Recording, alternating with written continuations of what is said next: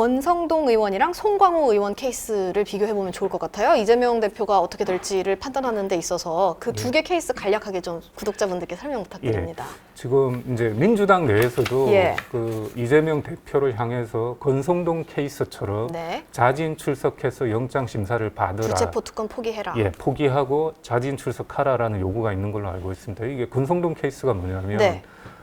지금 이제 권성동 예전에 원내대표를 했던 그러니까 예. 과거에는 법사위원장이었습니다. 법사위원장 권성동이 강원랜드 사건으로 영장이 청구됐습니다. 네. 그래서 그때는 이제 그 영장이 청구됐는데 불체포 특권을 포기하라는 요구가 있었습니다. 근데 네. 권 대표가 포기를 했습니다. 예. 포기를 직접 했는데 법원에. 예, 법원에 갔습니다. 근데 법원에 어떻게 갔냐?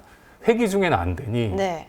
헌법에 이렇게 돼 있습니다. 현행범이 아닌 경우를 제외하고 국회의원은 국회 동의 없이 체포 구금할 수 없다라고 네. 돼 있기 때문에 회기 중에 예. 회기 중에는 체포 구금할 수 없다고 돼 있기 때문에 비회기 중에는 할 수 있습니다. 네. 그러니까 구속이 가능하다는 거죠. 그러니까 권 대표가 지금 회기 비회 중이니 중인. 예. 임시국회를 열지 말아 네네. 달라라고 해서 비회기를 양당에 요구를 해서 양당이 국회를 안 접니다. 예. 그래서 비회기 중에 권 대표가 직접 가서. 심사를 받고 기각이 됐습니다. 예. 근데 그래서 지금은 회기 중이잖아요. 지금 회기 중입니다. 네. 회기가 28일까지입니다. 예. 28일까지인데 아까 투표가 27일 날 예. 예정이 돼 있다고 했죠. 그것도 상당히 중요한 민주당에서 그 날짜를 아마 찍은 것 같습니다. 27일로. 예. 근데 3월 1일에는 국회가 현재까지는 열리지 않습니다. 네. 그러면 이재명 대표가 포기하려면 네. 28일까지는 투표를 안 하고 있다가 예. 3월 1일 날 자진 출석하는 건 가능합니다. 네. 근데 법률가들은 뭐라 그러냐면 회기 중에 국회의원이 국회 동의 없이 영장 심사를 받는 거는 위헌이다. 예. 그래서 그는 가면 안 된다. 이게 다수설입니다. 네. 그래서 그러면 약간 케이스가 좀 다르네요. 권성동 의원 케이스랑은. 그렇습니다. 왜냐면 지금은 지금 회기 중이니까. 그렇죠. 회기 중이기 때문에 이재명 대표와 권성동 케이스는 완전히 다르다. 네. 그래서 권 케이스처럼 가려면 3월 예. 임시국회를 열지 않고 네. 자진 출석하면 되는 거예요. 비회기 기간에 그렇습니다. 자신 출석해라. 예. 근데 또 아까 제가 송광호 케이스도 얘기를 했는데 그것도 예. 구독자분들이 궁금해하실 것 같아요. 예. 법정 구속된 사건이었잖아요. 예, 그렇습니다. 그러니까 권성동 케이스가 있기 전에 예. 송광호 케이스가 먼저 있었습니다. 그렇죠. 19대 국회. 그렇습니다. 근데 송광호 의원은 어떻게 했냐면 검찰이 영장을 청구하니까 네. 회기 중이었죠. 예, 회기 중이었습니다. 나는 불체포 특권 포기하고 싶다라고 했습니다. 네. 그래서 이거 포기가 되나 마나라는 논란이 예. 됐습니다. 그래서 아니 이거 포기하면 위헌이니까 네. 포기는 안 된다라고 해서 본회의 표결을 했습니다. 그래서 본회의 표결을 했는데 부결이 됐습니다. 네. 그래서 영장 심사를 안 하고 그냥 불구속 기각. 상태에서 재판을 예. 받았습니다. 근데 문제는 송강호 의원이 이제 재판은 출석해서 받았는데 1심 선고 날짜가 하필이면 비회기 중이었습니다. 네. 그리고 1심 재판부가 실형을 선고하면서 바로 예. 법정 구속했습니다. 왜냐하면 회기가 진행 중일 때는 국회 불체포 특권 관련해서 이제 또 문의를 해야 되니까 그렇죠. 비회기일 때 예. 법정 구속을 했던 케이스였던 거네요. 예.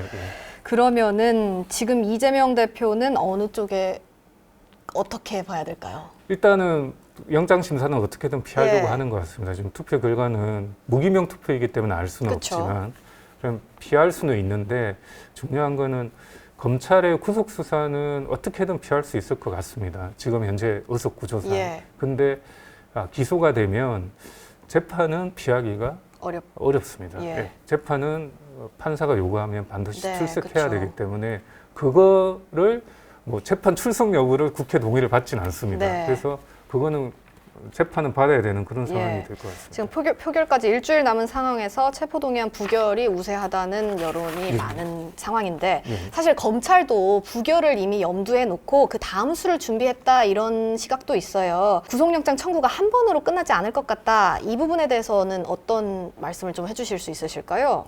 예. 뇌물죄가 빠졌잖아요, 이번 영장에. 예, 그렇습니다. 그러니까 대장동 사건과 관련해서 뇌물 약속 부분이 영장에서 빠졌기 때문에 네. 이 부분을 지금 김만배 씨를 어떻게든 수사를 해서 예. 보강을 하려고 할 겁니다. 구속됐. 구속 재수감이 됐지 않습니까? 예. 그래서 보강을 해서 그 범죄를 제 생각에는 대장동 사건으로 추가 영장을 청구하기는 쉽지 않을 것 같고요. 예. 이거는 아마 추가 기소 정도를 추가 하지 기소로. 않을까라고 예상이 되고요. 네. 대신에 이제 수원지검에서 수사하고 있는 쌍방울 그룹의 예.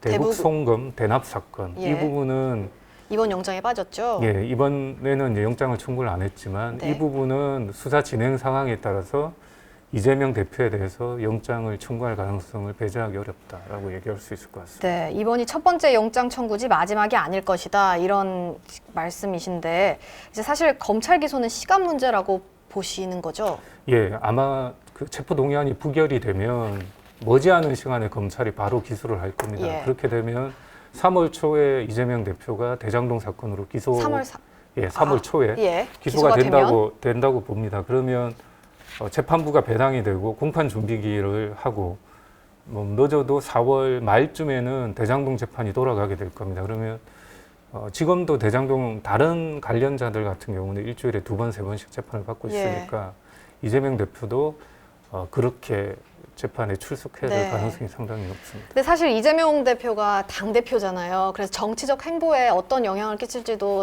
많은 분들이 굉장히 궁금해하실 것 같아요. 일단 당장 월수금 오전에는 최고위원회의가 예정돼 있는데 다음 달 3일부터 이제 격주 금요일로 10시에 재판을 받으러 중앙지법에 가야 되잖아요. 예. 이제 정치적 행보에 어떤 영향을 미칠까요? 재판을 일단 받게 되면 상당히 제약이 심할 네. 겁니다. 그러니까 당장 3월에는 공직선거법 재판이 3번이 예정되어 있고 말씀하셨지만 네. 금요일 날 오전 사실상 그 최고위원 회의를 뭐 당겨서 하거나 네, 그렇게 해야 되는데 그것도 한두 번이지. 그렇죠. 계속 예, 그건 예. 쉽지 않을 겁니다. 그리고 안 하게 4월에 대장동 대편이 본격화되면 네, 일주일의 스케줄이 재판 일정으로 이렇게 가득 찰 가능성이 있기 때문에 정상적인 활동을 하기 쉽지가 않을 것 같고 네. 그다음에 오전에 재판이 10시에 열린다. 그러면 재판의 특징은 언제 끝날지 모릅니다. 그렇죠. 언제까지 예. 계속 될지 모르는 재판부 재량이잖아요. 예, 재판부가 끝내야 끝나는 거기 예. 때문에 뭐 내가 일이 있어서 중간에 빠지겠다 하기 어렵습니다. 끝까지 자리를 지켜야 됩니다. 예. 밤 12시까지 이어질 수도 있고요. 그러니까 그리고 재판에서는 공개적으로 다퉈야 됩니다. 그러니까 침묵하거나 이러면 예. 침묵할 수는 있을 때 본인이 억울한 점이 있으면 공개적으로 자료를 내거나 예. 분명히 밝혀야 됩니다. 그래서 그런 부분이 상당히 좀 부담이 되지 않을까 싶습니다. 예, 사실 이제 뭐 법원의 시간이 온다 이런 내용 저도 기사를 썼었는데 예. 이제 우선 법원 측의 입장을 좀 살펴보자면 영장 심사를 한다면은 법원은 발부를 할까요? 상당히 어려운 문제인 것 네. 같습니다. 상당히 어려운 문제인 것 같습니다. 제가 이제 영장 심사를 했던 판사들한테 얘기를 들어보면 예. 보통 표 같은 걸 가지고 있더라고요. 아. 그러니까 예를 들면 이 재범인지 네. 이런 것들, 그다음에 이 정도면 이 정도 영장 사실이면 대충 몇 년형이 예상이 예. 된다. 그러면 이거는 집유가 가능하다. 집유가 안 되는 범죄다. 네. 이런 걸 상당히 따집니다. 그리고 여러 가지 증거인멸, 카테고리로 예, 도주 우려 이런 예. 카테고리를 채워가지고 발부 여부를 예, 몇 점이 이상이면 대충 발부하고 네. 이런 식으로 이렇게 나름대로의 기준은 있습니다. 네. 근데 반드시 그 기준을 따르지는 그쵸. 않습니다. 또 이게 아주 야당 대표에 대한 예. 영장이기 때문에 사안이 좀 예, 제가 판사여도 상당히 네, 고민이 될 것 그쵸. 같습니다. 민주당 내에서 건성동 케이스를 언급하는 분들이 네. 그런 분인 것 같습니다. 야당 대표를 법원에서 쉽게 구속할 수 있겠느냐. 그렇죠. 그러니까 예. 심사에 자진 출석해서 기각이 되면 네. 이걸 좀 끝낼 수 있는 거 네. 아니냐 이렇게 언급을 하는 것 같습니다. 앞으로의 관전 포인트를 좀 살펴봐야 될 것 같아요. 아까 제가 말씀드렸던 다음 달 3일부터 시작되는 공직선거법 위반 혐의 그 부분이 올해 안에 선고 결과가 나올까요? 일단 그게 어떤 내용인지 구독자분들께 간단하게 예, 설명 부탁드립니다. 그렇습니다. 그 공직선거법 허위사실 예. 공표죄로 지금 기소가 된 상황인데요. 대장동 관련도 연관이 되어 있습니다. 네. 그러니까 김문기 전 예, 고인이 되신 김문기 전 처장인가요? 예. 그 처장을 개발 1처장 모른다고 한 게 있습니다. 그 모른다고 한 부분이 있는데 대선 과정 기관이었죠? 그렇습니다. 대선 기관에서 모른다고 한 사실이 허위 사실이다라고 예. 했기 때문에 어떻게 보면 대장동 대표 재판하고 동전의 앞뒤면 같은 그런 예. 상황이기 때문에 맞물려 있습니다. 거기서 이제 사실은 알았지만 이렇게 말했다라고도 애매하고 진짜 몰랐다고 하면 대장동 대판도 그 기조로 가야 되는데 네. 그것도 상당히 좀 쉽지 않을 맞아요. 것 같다는 생각이 들고 통상적으로 공직선거법 재판은 6개월 안에 예. 선고를 합니다. 근데 이미 6개월 이 지났지만 예. 아마 속도를 낼 가능성이 있습니다. 음. 그래서 3월에 3번의 재판을 하기 예. 때문에 그 사건 자체가 그렇게 복잡하진 않습니다. 그래서 상반기 중에 뭔가 재판을 끝내고 네. 연말쯤에는 선고를 하지 않을까, 않을까. 이렇게 조심스럽게 예상할 네. 수 있을 것 같습니다. 근데 이번에 청구된 영장 있잖아요. 이제 이게 기각이 되면은 기소까지 얼마나 걸릴까요? 영장이 이제 기소까지 저는 그렇게 오래 걸릴 거라고 생각하지는 예. 않습니다. 근데 또 그러면은 공판 준비기를 거쳐서 재판이 본격적으로 시작하게 된다면 예. 그 부분에 대한 선고는 이제 내년에 총선이 있으니까 재판부도 고심을 할 것 같아요. 네. 통상적으로는 그러니까 형사사건 재판이 보통 1년을 봅니다.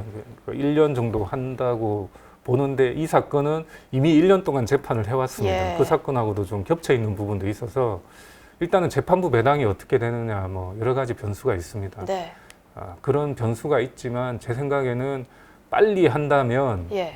보통 이제 판사들이 3월에 인사가 있기 때문에 네. 인사 2월 말에 전에 사무분당 2월 예. 말에 아마 선고하는 걸 목표로 재판을 진행하지 않을까라는 생각이 듭니다. 예, 그러면은 이 이슈와 관련해서 선고 결과 갖고 약간 논란도 있었던 게 50억 클럽 의혹 관련해서 곽상도 전 의원이 1심 재판에서 무죄를 선고받은 부분이잖아요. 근데 이게 검찰은 항소한 상태긴 한데 재판부가 1심에서 무죄를 선고한 그 이유 중에 제가 봤을 때 큰 게 정영학 회계사의 녹취록이 전문 진술이라서 증거 능력이 없다라고 판단을 했기 때문이잖아요. 예. 예. 근데 이제 대장동 사건에는 정영학 녹취록이 굉장히 큰 부분을 차지하는데 판단에 좀 비슷한 영향을 미칠지 어떻게 보시나요? 전문 증거 같은 경우는 예. 형식과 그렇게 되어 있습니다. 그러니까 특별한 사정이 없으면 배제를 하게 되어 있는데 통상적으로 배제를 합니다. 근데 사실 국정농단 사건에서도 안종건 수첩 전문 증거여서 배제가 됐습니다. 근데 그 사건의 실체를 못 밝힌 건 아니고 예. 다 유죄를 받아냈지 않습니까? 결국은 그걸 입증할 만한 다른 진술이나 증거들을 제시를 해야 되는데 네. 그런 부분이 조금 부족하지 않았나 싶고 검찰에서 공판팀을 꾸려서 다시 한다니까 원래 이제 법정에서는 1, 2심만 사실관계를 다툽니다. 그러니까 예. 곽상도 1심 재판을 2심에서 사실관계로 뒤집어야만 네. 검찰이 나머지 대장동 재판에서 좀 유리한 고지를 예. 올랐을 수 있다 이렇게 생각이 듭니다. 그리고 또 이게 뇌물이 그 50억을 아들에게 줬잖아요. 그래서 이제 아버지인 곽상도 의원한테 직접적으로 흘러간 증거가 없다. 이것도 판단에 큰 영향을 미쳤다고 보는데 이재명 대표 케이스랑 비교했을 때는 좀 어떤 부분을 중점적으로 보면 좋을까요? 같은 점도 있고 다른 예. 점도 있다고 생각하는데 일단 곽상도 의원 같은 경우는 녹취록 이름이 언급이 됐죠. 예. 언급이 됐는데 실제로 돈이 아들 계좌에 녹취록 내용대로 아들 계좌에 돈이 들어갔습니다. 예. 그거는 부인할 수 없는 예. 팩트가 있는 거고요.